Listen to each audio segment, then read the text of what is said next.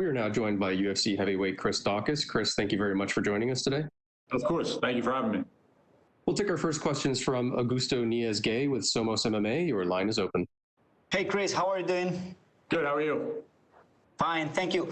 Chris, this will be your third fight in the UFC, first one in the main card, facing the number 10 contender in the division. And I want to ask you, if someone have told you 1 year ago that you would be in this position, what would that Chris Daukaus have said? I would have believed you. I definitely would have believed you on that one. You know, my focus and drive that has propelled me to this spot has not wavered, and I just can't wait to show pretty much the world what that drive and that determination will do come Saturday. And how do you approach and prepare a fight against someone like Oleynik with so much experience in the MMA? Realistically, you've been watching that dude for however long he's been fighting. It seems like forever. Yeah.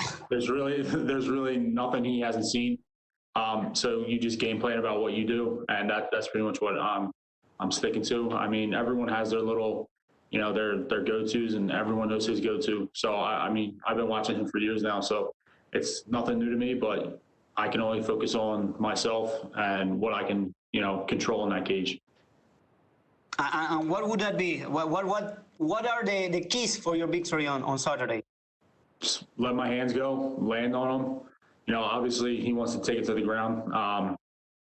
Make him work. If he is going to take me to the ground, make him work as much as possible so that when he's down there, he has to rest and, just push the pace on him. I honestly don't think that he can keep my pace. Okay, and this card has some of the new contenders in the heavyweight division. I mean, you, Tom Aspinall, the new blood.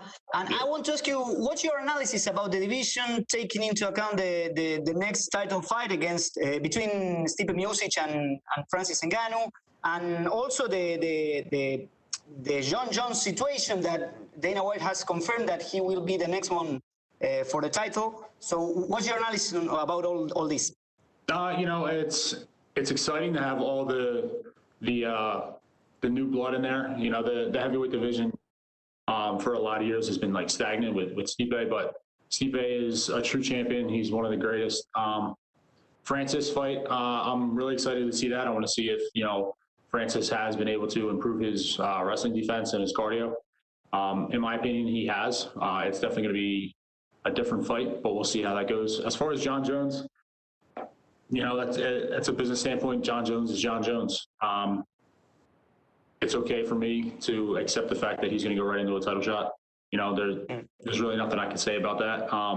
Only thing I can do is just continue to work, beat these high-level guys and just prove that I should be in there with those guys. And that's what I plan to do. I'm really excited to see, the other heavyweights that are on the card, just to see how the whole landscape of the heavyweight division, unfolds within the next couple of months, because a lot of us have fights scheduled. So it's going to be super exciting for the whole division. Yeah, for sure. And Chris, who do you think will win the fight between Stipe and Ngannou? I'm going to go with Stipe. I think Stipe gets out that win. Whether it's a late fight, finish, or he, just goes to the full 5 rounds again and decisions him. So.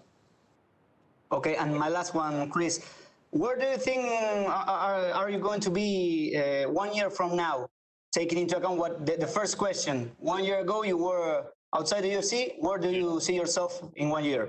1 year from now, I will be the number 1 or number 2 contender in this division. Simple as that. Awesome. Thank you very much, Chris, and good luck on Saturday. Thank you.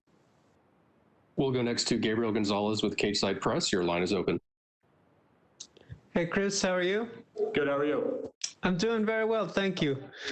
My first question, when you're up against just this, the veteran of veterans in Alexey, where do you even begin in terms of watching film and breaking him down? Because there's obviously so much out there. Realistically, any opponent that I face, it's their most recent fights, just because that's what their tendencies are going to be. There's no reason for me to go back, 10 years ago to watch Alexey and what he was doing then. I mean, the level of competition and the amount of skill set that us as mixed martial artists have that can jump from fight to fight is astronomical. So realistically, we're just looking at, his most recent fights and seeing what he did well, seeing what he did bad. And we're just looking to, game plan off that. He's one of those few guys, this isn't pro wrestling, but he's one of the few guys to have a quote unquote signature move with that, the Ezekiel choke. Out of curiosity, when you signed to fight him, do you sit with your jiu-jitsu coach and just like, hey man, can you just talk me through this so we don't get added to that reel? No, I mean, it's something that you game plan for, obviously, but it's not, you have to take into account the rest of the fight, and what I'm going to be doing with that fight, me dictating the pace. And, I stick to my game plan. I make him fight my fight. He can't touch me with that. So that's pretty much what we're doing here. You're always conscious of everything that your opponent brings, but you can't get so focused on what they do that you forget what you do. And that's not what we're doing here. What do you think has been the key to his longevity? Because obviously you don't see that many guys still keeping up at this in the game. What do you think it is about his style that's allowed him to stay at the top? Realistically, I mean, for the better part of his career, he really hasn't taken a lot of damage. I mean, his style dictates that. He's, super heavy on top. He's in dominant positions. He's not getting struck. He's not sitting back on his back taking ground and pound for, 13 out of the 15 minutes and then pulling off a submission. He's on top. He's dictating the pace. He's dictating where the fight goes. And that's pretty much why, in my opinion, why he's been so successful this long. He's very good at what he does. And, it shows. Hey, thank you, Chris, and good luck. Yeah, thank you. We'll go next to Damon Martin with MMAfighting.com. Your line is open.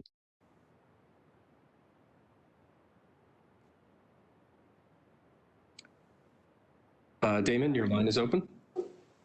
Oh, sorry. Chris, we've seen it now with the heavyweight division, some of the younger guys coming in like yourself, Tom Aspinall, who's on this card. Traditionally, heavyweight has been one of the weirder divisions where, age hasn't mattered as much. You've seen, the older guys kind of rule the division for a lot of years. Do you feel like we are seeing a bit of a changing of the guard with guys like yourself, coming in and kind of shaking things up a little bit? We're the new blood in there, and we're looking. Obviously, the UFC's put me against Alexey, and Aspinall's fighting on the same card. And he's fighting Arlovsky. So there's definitely something to say about the UFC's confidence in both of our skill set and our marketability for going forward with this division. So it's pretty crazy to see, but I'm very excited in the fact that we get to be at the forefront of this quote unquote, new blood to old blood, new division type thing going on. Obviously, hype is great, and when you come with a lot of hype behind you, it's fun. But you kind of quietly came in and you went out there and knocked out a guy, then knocked out your next opponent. Now you're getting a top 15 opponent. Yep. Do you like kind of playing that underdog, that guy that we don't see coming? Yeah, and realistically, that's what I like. I mean, apparently I'm the betting favorite in this, so it's a little weird and I think a little disrespectful for Alexey to be, the underdog in this, just because of his longevity and him being a top contender for years now. But yeah, I really like it. I mean, this whole mindset that I'm really not supposed to be here, like this is like my career as a police officer and everything. I have a full-time job. Like this is something I do. This is something that I've been working on for years to become my full-time career, and I can't wait for that to take off coming soon. So, it's people don't expect me to be here, and I'm fine with that because I'm just going to keep proving wrong and that I should be here. Has it been hard for you to balance that in terms of your career outside the cage? I think you just said that you hope to eventually transition to become a full-time fighter. Is that right? Yeah, correct. The transition hopefully will be coming soon. But, my wife is awesome with everything that she does. She takes care of everything at home. I couldn't ask for a better person to be on this journey with. I realistically, I go to work, I do my 8 hours, and I go right to the gym. And then, or if I'm not work, it's the opposite. So I'll be home a little bit, go to the gym, work out, strength and conditioning, whatever, and go right to work. And she's super understanding. She's been with me from the first steps of this journey. And, it's something that has helped me because if I didn't have her, if I didn't have that type of person who was beside me, I don't think I'd be sitting here talking right now. And last one for me. So much has been made about Alexey's, ground game, his submission game. How important is patience with a guy like Alexey if the fight does go to the ground? Because you do see some people, when they get in that position, they panic, and that really opens up the submission. Do you feel like patience is a big key if this fight actually hits the ground? Yeah, absolutely. He's a veteran of the sport, and he knows all the intricacies, the subtle details of everything.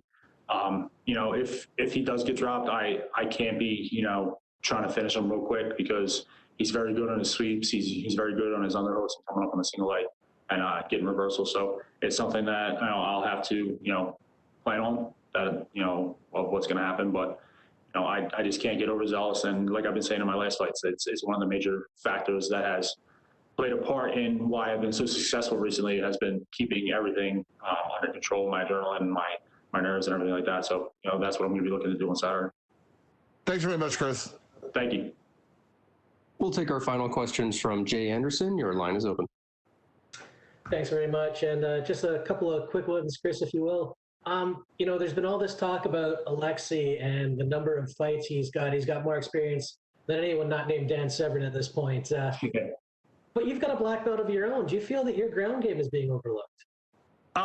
No, because in part that's my fault. I haven't showcased my skills on the ground, and realistically, it's just because I prefer to just punch people in the face. It's just something that I like to do. I like to keep that in my back pocket. I'd rather have people not know about that, so that when I do, when we do go to the ground, and when I do submit this guy, or I do submit that guy, or I hit an awesome sweep or whatever, or I'm super heavy on top, that people are going to be surprised. And it's nothing that I'm going to be surprised about. It's nothing my team's going to be surprised about, or any of the people that I train with. So it's definitely something that it's like a hidden gem that I have. So yeah. Good stuff. And the other one for me, you and your brother Kyle both joined the UFC last year, and became part of an exclusive club, really, of brothers who have fought in the promotion. Yep. When you guys were on your way up, was there any sort of friendly rivalry on who was going to make it first? Any kind of little bet between you? No, there was no rivalry about who was going to make it first, or I'm going to make it and you're not going to make it. It was the ultimate goal was for both of us to make it. This is what we set out to do as a profession, and we're doing this as a profession. There was always rivalries in the rounds. Obviously, you want to win the round, you want to get a takedown on him, you want to land 2 or 3 more strikes than he did that round. But the ultimate goal was always to get to this position and to prove that we belong in each of our respective divisions, and to prove that we belong at the top of those divisions. And we're just going to keep doing that. And I honestly can't wait till this fight. I get to make that one step closer to the top. And then when he fights, he's going to be doing the same thing. All right. Well, you definitely proved you guys belong. So congratulations. Best of luck. Thank you. Thank you. Thank you very much, Chris. You're all set. Thank you very much, guys.